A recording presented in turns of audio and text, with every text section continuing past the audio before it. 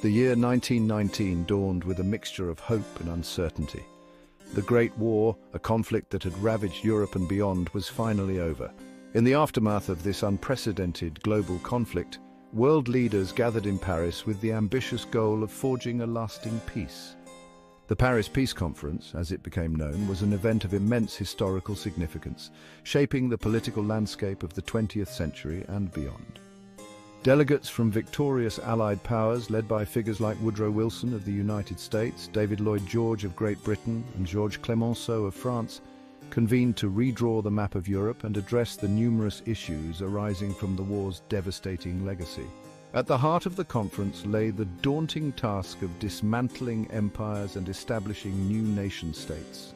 The defeated powers, Germany, Austria-Hungary and the Ottoman Empire, faced harsh penalties and territorial losses.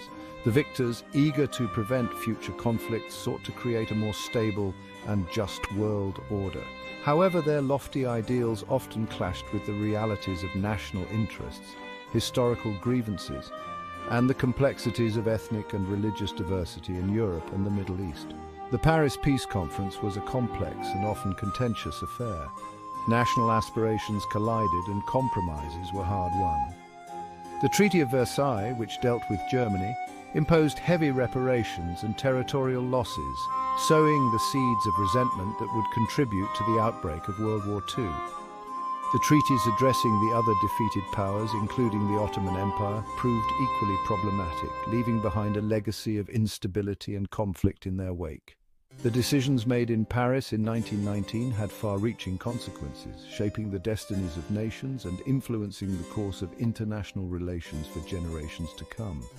The conference aimed to usher in an era of peace and cooperation, but its shortcomings and unintended consequences contributed to the turbulent history of the 20th century. The story of the Paris Peace Conference is a reminder of the challenges and complexities of peacemaking in the aftermath of war, and the enduring impact of decisions made in the name of a better future. The Ottoman Empire, once a formidable power stretching from the Balkans to the Persian Gulf, entered the 20th century in a state of decline. By the eve of World War I, it had earned the unenviable nickname the sick man of Europe, weakened by internal strife, economic stagnation and territorial losses. The empire's once vast domains had shrunk considerably over the preceding centuries as nationalist movements gained momentum in the Balkans and European powers chipped away at its periphery.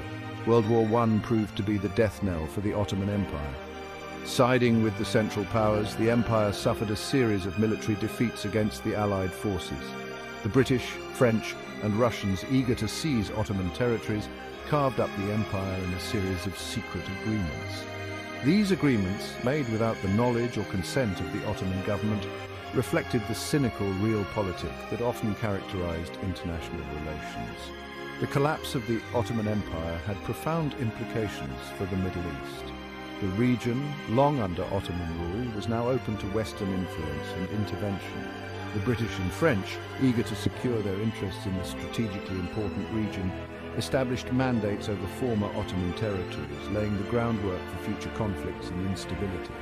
The fate of the Ottoman Empire's heartland, Anatolia, remained uncertain as competing claims and national aspirations clashed in the aftermath of the war. The Ottoman Empire's demise marked the end of an era. A once mighty empire, a crossroads of cultures and religions, was swept away by the tides of nationalism and the shifting balance of power in the early 20th century. The consequences of its collapse continue to reverberate today, shaping the political landscape of the Middle East and influencing the course of international affairs. The legacy of the Ottoman Empire, both positive and negative, serves as a reminder of the complexities of history and the enduring impact of empires, even in their twilight years. Izmir, a vibrant coastal city on the Aegean Sea, became a focal point of contention in the aftermath of World War I. Situated in Anatolia, the heartland of the crumbling Ottoman Empire, Izmir was home to a diverse population of Turks, Greeks, Armenians, Jews, and other ethnicities. Its strategic location and economic importance made it a coveted prize for both Greece and the emerging Turkish nationalist movement. For Greece, Izmir represented an opportunity to reclaim its ancient heritage and expand its territory. Greek nationalists harbored dreams of reviving the Byzantine Empire, and Izmir, with its significant Greek population, held a prominent place in their aspirations. The Greek government, emboldened by Allied support, saw an opportunity to establish a foothold in Anatolia and assert its dominance in the Aegean region. The Turkish population of Izmir, however, viewed the Greek claims with alarm. They saw themselves as the rightful heirs to the Ottoman legacy in Anatolia and were determined to resist any attempt to partition their homeland. The arrival of Greek troops in Izmir in 1919 ignited Turkish resistance, sparking a bloody conflict that would determine the fate of the city and the future of Turkish-Greek relations. The struggle for Izmir became a microcosm of the broader conflict between Greek and Turkish nationalisms. Both sides viewed the city as an integral part of their national identity, and both were willing to fight to the death to secure their claims. The conflict in Izmir exposed the deep-seated ethnic and religious tensions that plagued the region, tensions that had been simmering beneath the surface for centuries. Section 4. The Greek presence in Anatolia. The Greek presence in Anatolia had deep historical roots. Ancient Greek city-states had flourished along the Aegean coast for centuries, leaving behind a rich cultural legacy that resonated with Greek nationalists in the 19th and early 20th centuries. However, by the time of World War I, the Greek population in Anatolia had dwindled significantly, outnumbered by the Turkish majority. Despite their reduced numbers, Greeks continued to play an important role in the economic and cultural life of Anatolian cities like Izmir. They were often involved in trade, commerce, and the professions, contributing to the cosmopolitan character of these urban centers.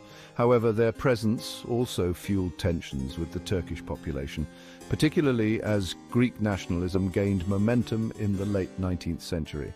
The decision to award Izmir to Greece at the Paris Peace Conference was based in part on the presence of a significant Greek population in the city. However, this decision failed to take into account the complexities of the situation on the ground. The Turkish population, while welcoming the end of Ottoman rule, was deeply opposed to Greek rule. The arrival of Greek troops in Izmir ignited a fierce resistance movement that would ultimately lead to the expulsion of Greek forces from Anatolia. The Greek presence in Anatolia, once a source of cultural exchange and economic vitality, became a casualty of the bitter conflict between Greek and Turkish nationalisms. The legacy of this conflict continues to cast a long shadow over relations between the two countries, serving as a reminder of the enduring power of national identity and historical grievances. Section 5. The Aftermath, a century of conflict and reconciliation. The decision to transfer Izmir to Greece had catastrophic consequences. It ignited the Greco-Turkish War from 1919 to 1922, a brutal conflict that ravaged Anatolia. Turkish nationalists, led by Mustafa Kemal Atatürk, rallied against the Greek occupation, ultimately driving Greek forces out of Anatolia and securing Turkish control over Izmir. The war's aftermath saw a massive population exchange between Greece and Turkey. Over 1 million Greeks were forced to flee their ancestral homes in Anatolia, while hundreds of thousands of Turks were displaced from Greece.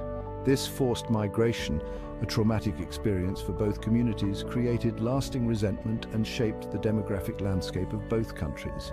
The conflict over Izmir left a deep scar on Turkish-Greek relations. For decades, the two nations remained suspicious and hostile towards each other. The memory of the war, the population exchange, and the burning of Izmir, a traumatic event that remains etched in the Turkish psyche, fueled nationalist sentiments and hindered reconciliation.